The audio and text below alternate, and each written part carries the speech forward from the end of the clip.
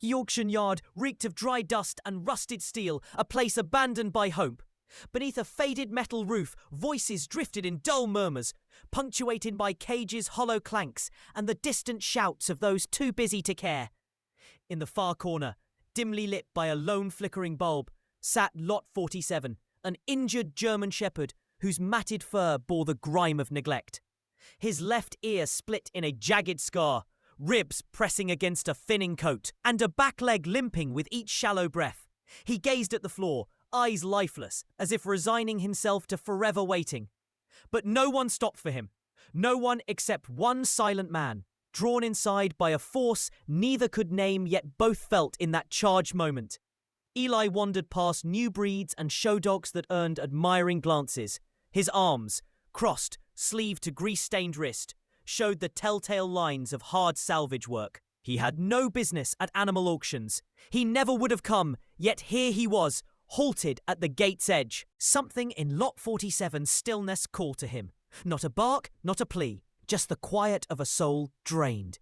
When the shepherd's heavy head lifted, his eyes met Eli's in hollow recognition, as though whispered pain carried between them. Lot 47, injured male, no history available, the auctioneer droned, voice flat against the yard's clamour. Do I hear 20? Silence stretched. Then Eli's hand rose before thought could catch it. 20. Going once, going twice, the pen's scratch, the rustle of a receipt, an ordinary sale. No applause, no cheers. Just a trembling gate latch opening to a new life, neither man nor dog anticipated. The shepherd slipped out first, limping but calm, as if they'd walked this path before. Wind lifted fine dust into ghostly swirls at their feet. Eli guided him toward a truck whose battered frame groaned under unseen burdens. The dog paused, then climbed in, folding onto the passenger floor like he belonged. Eli eased into the driver's seat, one hand on the wheel, the other hovering near the gearshift. The engine rumbled to life, a low hum beneath heavier thoughts. In that hum, he felt reversed, as if he'd come to rescue someone, but found he'd been saved instead. They rolled out of the gravel lot, creaks echoing the weight of two broken souls on a road neither had chosen, but both would follow. His house rose at the field's edge, boards weathered by wind and time. Eli parked and opened the passenger door. Come on, he whispered. The shepherd rose, each step measured, and crossed the threshold without hesitation. Inside, the dog's paws tapped on old floorboards, as if obeying a flicker of forgotten order. Eli found a towel and knelt beside him, wiping hardened dirt from cracked pads. There was no flinch, just the steady gaze of a creature who had seen too much. He laid a frayed blanket by the fireplace, filled a bowl with water, and popped open a can of dog food. The shepherd sniffed once, then curled so small upon the blanket that he seemed to hold his breath, eyes closed against memories he refused to share. All night, Eli slumbered on the couch. Dreams came in shards, sand stinging his mouth, fire roaring like traitors, gunshots echoing. He saw another dog in those nightmares, his own partner, bleeding, trembling, lost to the smoke until medics arrived too late. At 3 a.m., he jolted awake, sweat sticking his sheets. Across the room, the shepherd sat up, eyes locked on him. No growl, no movement, just shared vigil in the dark. For the first time in years, Eli did not feel alone. Morning light brought slow hours. Sunbeams dusted the porch boards, where the shepherd stood guard, head resting on paws, eyes fixed on distant trees. Toys, treats, long walks, nothing stirred his spirit. He moved like a soldier on duty, checking corners before Eli, pausing at doors, as if clearing rooms. Whatever haunted him lay deeper than hunger or play. It was discipline born of memory. Curiosity led Eli beneath the porch, where he uncovered a leather collar frayed and stiff with grime. Tucked inside was a dented tag, numbers, and a scratched chip ID.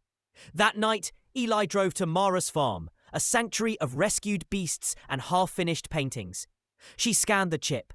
The machine hummed longer than usual. At last, she whispered, "Name Sarge. Partial history, not much else." A chill crawled beneath Eli's skin. This was no ordinary dog story. Back home, days began before sunrise. coffee in hand, Eli pacing the yard while Sarge stalked the perimeter in silent patrol. No commands passed between them. This bond lay deeper than training. Then Eli dialed an old army contact, Colonel Reeves, retired from intelligence. "Where'd you find this?" Reeves asked when Eli recited the chit number. "Auction." Reeves's response was a slow breath. "Some ops weren't meant to be remembered. Dogs like that don't just end up in small-town sales." One night at 2 a.m., Sarge's low growl broke the hush. Eli, heavy with pain meds that clouded his senses, barely stirred. The dog lunged at the front window, fur bristling. Outside, an unlit sedan sat idle across the field. Then it slipped away, vanishing down the dark road. Eli locked every door twice and moved Sarge's bedding into his own room, a constant guard at his side.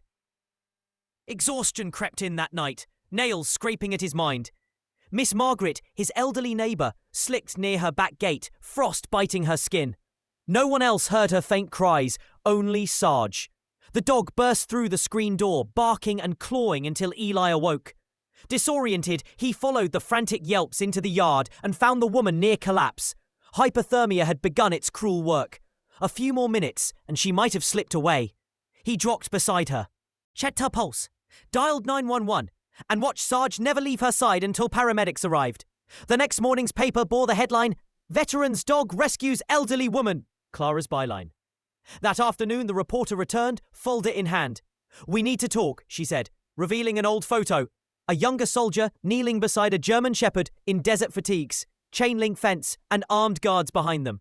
Painted across the corner was Logan Price. He'd been declared KIA 3 years ago. No body, no dog, no closure. That night, Clara emailed a patched-together file. Project Echo. Redacted log showed Logan Price's name atop a covert unit. A second photo time-stamped nearly a year after his death. Logan wounded, arm in a sling.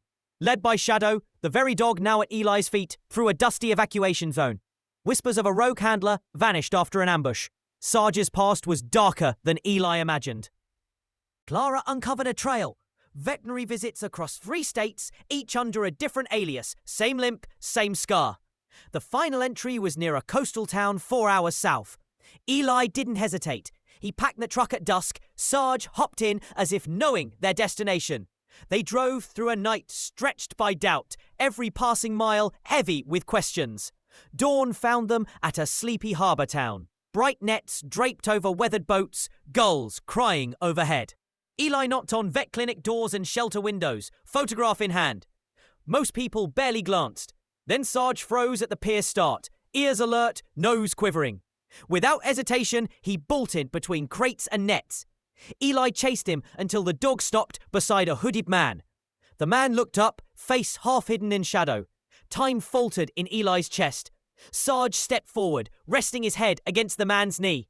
The stranger released a shaky breath, hands trembling in the dog's fur. Logan's eyes brimmed with shock and relief. "I thought you were dead," he whispered. "So did I," said Logan. In that instant, years of silence shattered.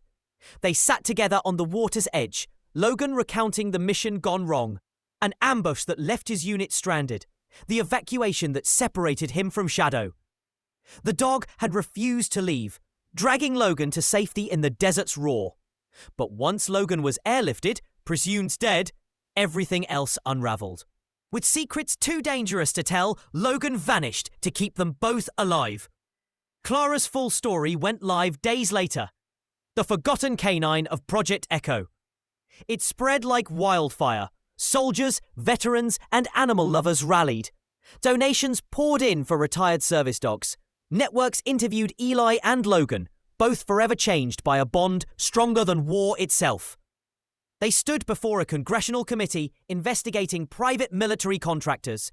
Eli, Logan, and Shadow at their feet. In that cold chamber, Eli's voice held no tremor. "I knew what hell felt like, so I knew what that dog felt when I took him home." Logan added softly, "He saved my life once, and saved it again by bringing me back." The room hushed in solemn respect. Months later, on the coastal edge, they opened Echo Watch, a therapy centre for veterans and service animals. Eli helped design programs combining canine rescue with rehabilitation. Shadow, now greying at the muzzle, greeted each newcomer with a gentle nudge, guiding trembling hands to trust. On the centre's main wall hung a framed photo of Logan, Eli, and Shadow. Beneath the words, "He wasn't just rescued, he rescued us all." And at dusk, when the ocean's hush settled over the yard, Shadow rose from his favourite spot, padded to the gate, and stared into the horizon as if waiting for one last soldier to find their way home.